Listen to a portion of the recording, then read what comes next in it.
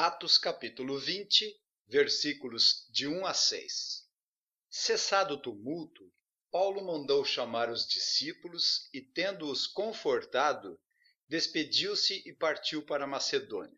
Havendo atravessado aquelas terras, fortalecendo os discípulos com muitas exortações, dirigiu-se para a Grécia, onde se demorou 3 meses.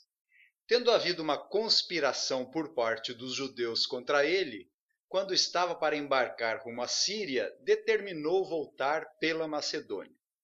Acompanharam-no até a Ásia Sópatro de Bereia, filho de Pirro, Aristarco e Segundo de Tessalônica, Gaio de Derbe e Timóteo, bem como Tíquico e Trófimo da Ásia.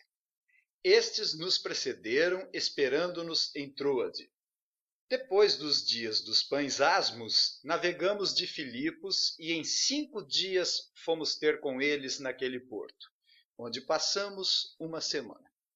Senhor Deus e nosso Pai, Deus bondoso, generoso, gracioso e que tem um grande amor pelo seu povo a ponto de adotá-lo como filhos do Senhor em Cristo Jesus, por intermédio do Espírito Santo. Abençoe esse trabalho e que tudo concorra para o louvor do seu nome, a glória dos seus atributos e a dignidade das perfeições do seu ser. Abençoe os ouvintes com coragem e ânimo, dando-lhes crescimento espiritual, bem como a minha vida. Oramos em nome de Jesus. Amém. O Senhor Jesus, na grande comissão, no final do Evangelho de Mateus, disse: Toda autoridade me foi dada no céu e na terra. Ide, portanto, fazei discípulos de todas as nações, batizando-os em nome do Pai, e do Filho e do Espírito Santo, ensinando-os a guardar todas as coisas que vos tenho ordenado. E eis que estou convosco todos os dias até a consumação do século. Eu tenho dito que a agenda da igreja é a pregação do Evangelho. Porém, não basta ela apenas evangelizar, estabelecer ou organizar a igreja. É necessário confirmar, encorajar, verificar como andam as coisas, cuidando para que ela não desande e acabe se transformando em sinagoga de Satanás. E esse texto trata exatamente disso. Nós temos aqui um vislumbre daquilo que Paulo sempre fazia, ou seja, procurava assegurar que as igrejas que ele havia estabelecido estavam bem. Com relação à circunstância do nosso texto, é-nos dito aqui no versículo 1, cessado o tumulto, Paulo mandou chamar os discípulos e, tendo-os confortado, despediu-se e partiu para Macedônia. Esse tumulto foi causado por Demétrio, que parecia um líder do sindicato dos artesãos, e causou grande alvoroço, porque viu a esperança do seu lucro se esvair. Então Demétrio convocou o sindicato dos artesãos e começou a acusar Paulo. Arrebatando os macedônios Gaio e Aristarco, também vimos como o Senhor Jesus está no controle de tudo.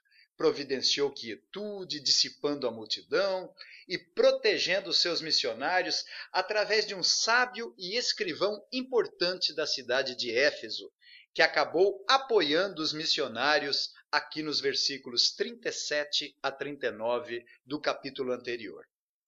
Porque esses homens que aqui trouxestes não são sacrílegos, nem blasfemam contra a nossa deusa. Portanto, se Demétrio e os artífices que os acompanham têm alguma queixa contra alguém, há audiências e procônsules.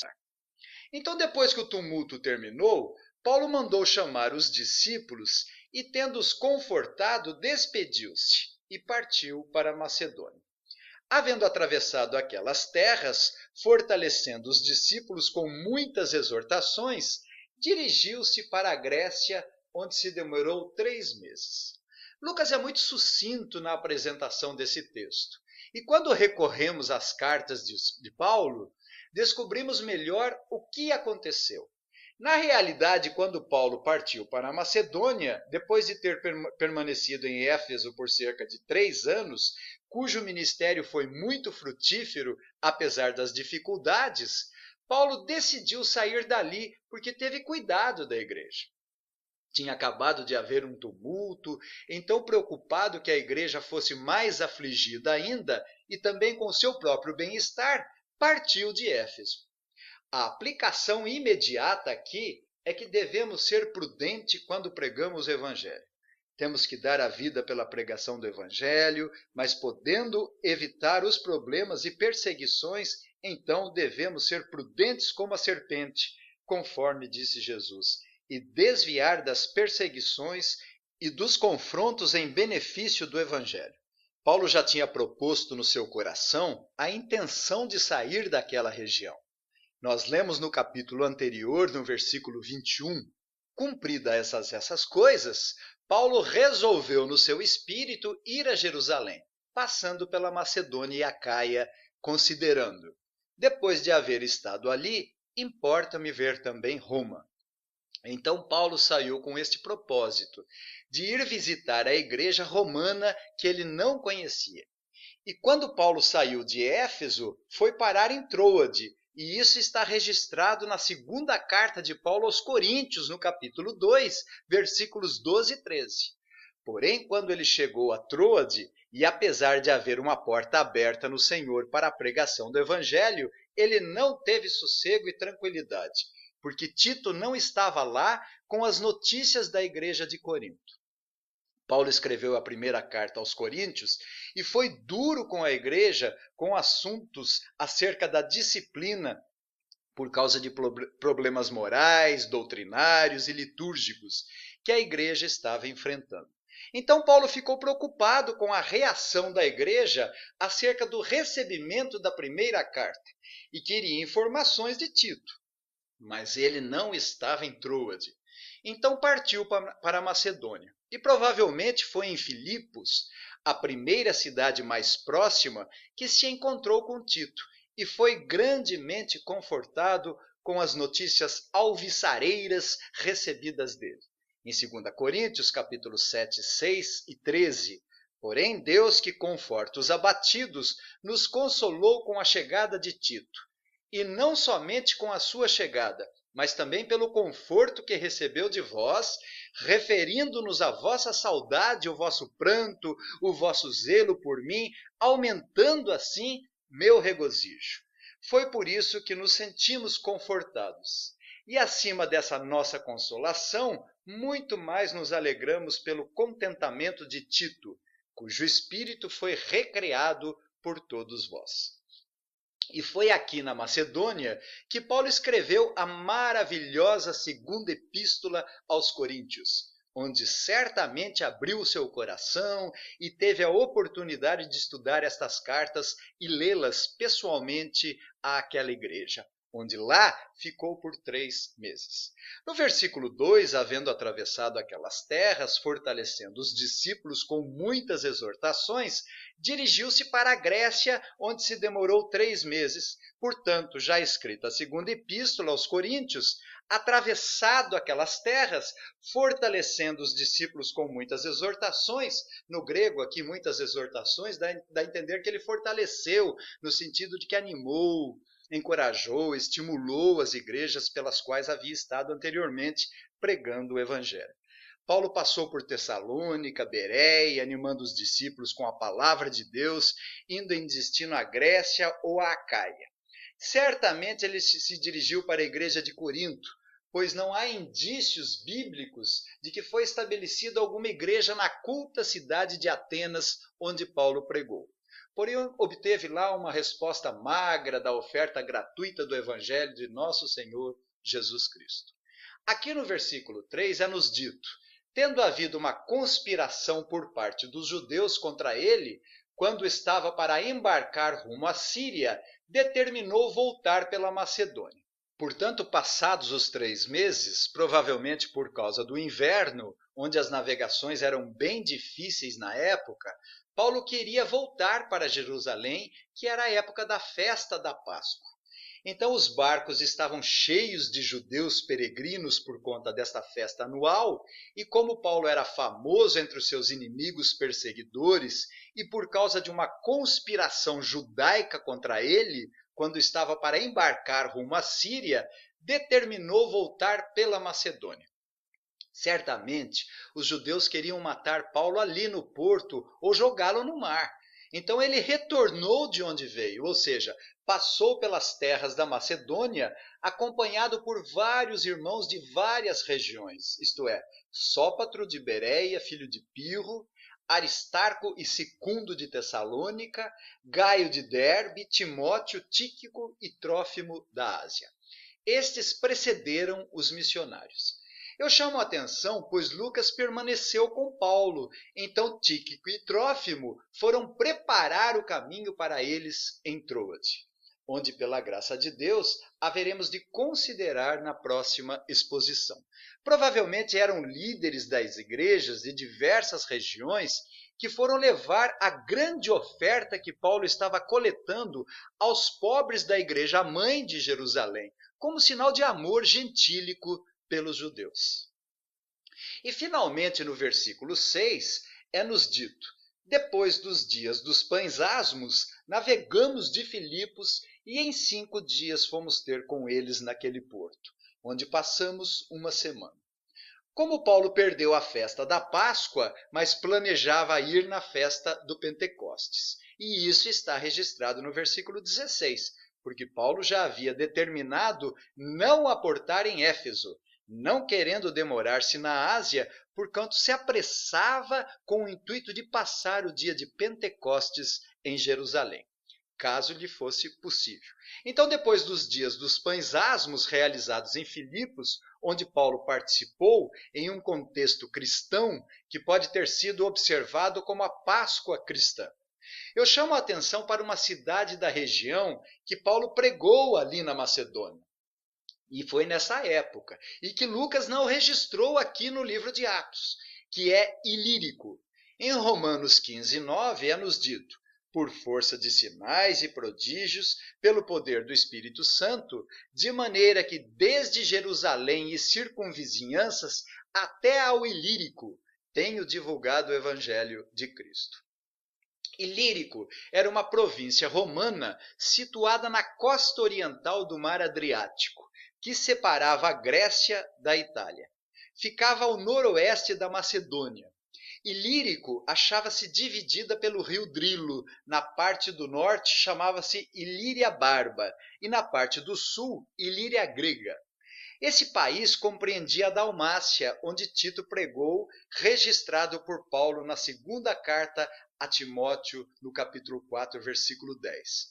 Então eles, deixando Filipos na Macedônia, navegaram pelo mar Egeu e depois de 5 dias se reuniram todos em Troade, onde passaram lá em Troade uma semana.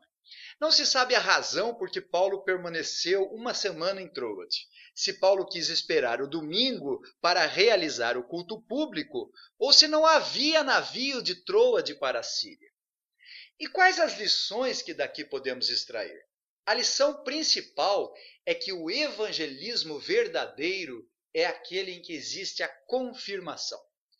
Estabelece-se a igreja e depois a confirma, encoraja, anima, conserva, sustenta. Muitos que se dizem evangelistas só querem pregar e não confirmar, cuidar para que sejam conservados na sã doutrina.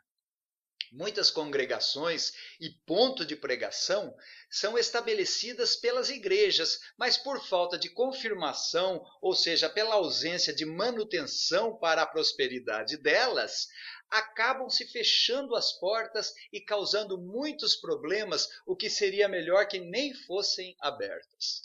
Na segunda viagem missionária de Paulo, nós lemos no capítulo 15, versículo 41, que Paulo passou pela Síria e Cilícia confirmando as igrejas.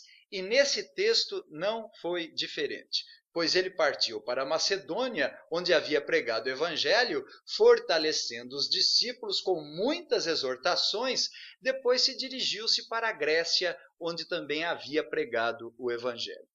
E é assim que devemos fazer, não apenas evangelizar, mas promover a prosperidade e o crescimento individual e corporativo. E o resultado do evangelismo de Paulo, nós temos igrejas organizadas com líderes atuantes e colaboradores dele. Eu chamo a atenção para o versículo 2. Havendo atravessado aquelas terras, fortalecendo os discípulos com muitas exortações, dirigiu-se para a Grécia. O fato de Paulo fortalecer, ou seja, animar, encorajar os discípulos com muitas exortações, no grego é logos, ou seja, muitas palavras de Deus, os preceitos e ditos de Deus. A fonte de ajuda e esclarecimento de Paulo era a palavra de Deus. Às vezes caímos na tentação de ajudar alguém dizendo que as coisas vão ficar tudo bem e vão melhorar, mas pode ser que não melhore. A natureza da ajuda deve ser baseada na palavra de Deus. A origem da confirmação e do cuidado para que as pessoas sejam conservadas sãs é a palavra de Deus. Essa deve ser a fonte de ajuda da igreja, as Escrituras. Mesmo que as circunstâncias sejam más e adversárias, mas somente a palavra de Deus vai animar a igreja. A igreja precisa das Escrituras. Os crentes são responsáveis pelo seu coração e pelo destino eterno da sua alma. Deve julgar e avaliar à luz da palavra de Deus, como fizeram os bereanos. Hermann Hoeksema, a única marca importante e distintiva da verdadeira igreja é a pura pregação do Evangelho, disse ele. Onde a palavra de Deus é pregada e ouvida, aí está a igreja. Independentemente de quem pregue, é responsabilidade e dever de cada crente avaliar e submeter a pregação do Evangelho ao crivo das Escrituras. O Evangelho significa boas novas. Pregação acerca dos problemas humanos e sociais não são mais importantes do que a glória e majestade do Senhor Jesus Cristo. Discursos humanos, ideologias, palavras de sabedoria não promovem o fortalecimento real da igreja. Lutero diz que incorre em grave pecado quem não ouve a pregação do Evangelho e despreza semelhante tesouro. Calvino falou que a pregação do Evangelho é um ato corporativo de toda a igreja. Por isso ela precisa ser ouvida com toda atenção e reverência para o seu proveito. Essa é a lição principal do texto. Devemos pregar, evangelizar, confirmando as igrejas e os discípulos, promovendo a prosperidade e o crescimento da igreja e do reino de Deus. Que o Senhor nos abençoe. Amém.